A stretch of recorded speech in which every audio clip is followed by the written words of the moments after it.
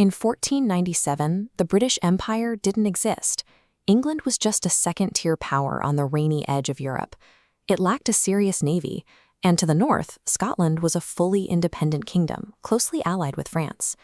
Meanwhile, European rivals like Spain and Portugal were already pulling massive hauls of silver and natural resources out of the New World. The English crown had a severe problem. They were cash poor and completely lacked the ships and shipyards needed to go toe-to-toe with these incredibly wealthy Catholic superpowers. England's early push out into the Atlantic didn't begin with a grand master plan for global domination. It was a desperate scramble to find a revenue stream before the kingdom was swallowed whole by its neighbors. By the time Queen Elizabeth I took the throne, the crown still couldn't afford a massive state-owned fleet. Instead, Elizabeth turned to a cheaper strategy. She sanctioned independent sea captains to intercept and raid Spanish galleons for their silver. These captains were known as privateers. They were heavily armed pirates operating with legal protection from the English government, provided they handed over a healthy cut of their loot to the royal treasury. Stealing massive amounts of Spanish wealth infuriated King Philip II. To shut down the raids, he ordered the creation of the Spanish Armada, a massive invasion fleet meant to crush England once and for all. The English managed to force the Armada into a disastrous retreat, saving their independence.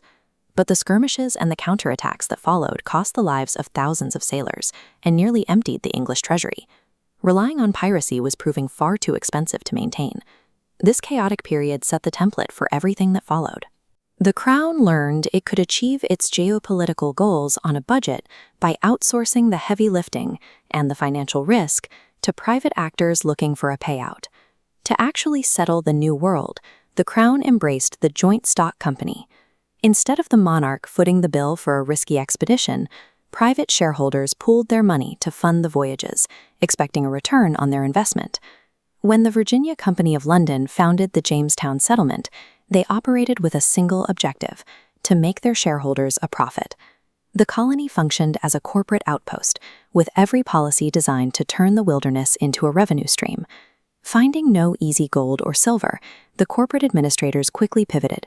They realized they could generate massive margins by growing highly addictive, labor-intensive cash crops like tobacco and sugar.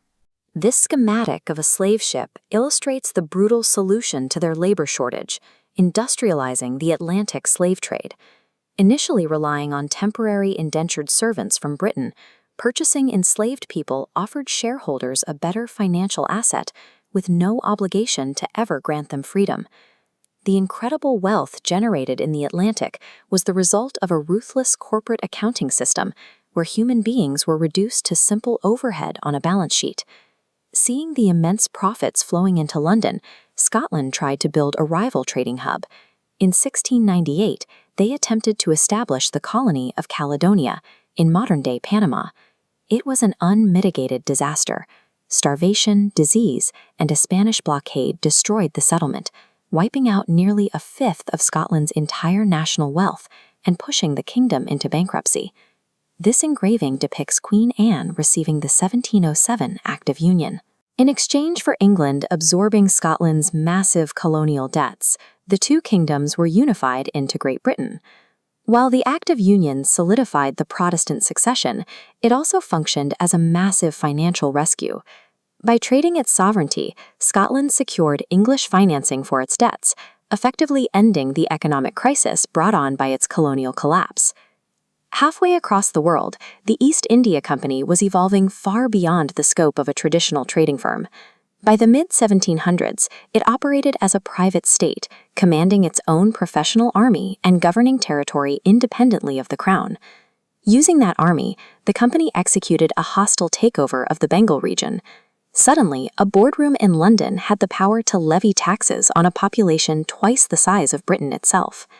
To maximize shareholder dividends, company administrators enacted extreme policies. They forced local Indian farmers to stop growing basic food crops and instead cultivate fields of opium for lucrative export to China. The predictable result was catastrophic. When local harvests failed, there was no backup food supply, and massive numbers of Bengali citizens starved to death. Millions of lives were sacrificed simply because a company's quarterly dividend held far more weight than the survival of the people it governed. By the mid-18th century, Britain had secured global dominance after defeating France in the 7 Years' War. But fighting on a global scale had buried the British government in staggering amounts of debt. To balance the books, Parliament decided to squeeze more revenue out of its overseas assets. They levied heavy new taxes on the North American colonies, sparking massive outrage over taxation without political representation. This map of North America highlights the sheer scale of the resulting loss. The ensuing rebellion forced Britain to recognize American independence, breaking off a massive, highly profitable chunk of the empire. Yet the British war machine hardly skipped a beat. Instead of collapsing, the imperial enterprise simply wrote off the American loss and pivoted its military and financial resources toward dominating even more lucrative markets in Asia and Africa. Over hundreds of years, this drawn-out process of commercial expansion built an interconnected world, but it did so by violently exploiting huge swaths of the global population. The expansion of the British Empire was a process built on the pursuit of new revenue streams. This era established a global system where the requirements of corporate dividends and state treasury often eclipsed the basic humanity of the populations they ruled.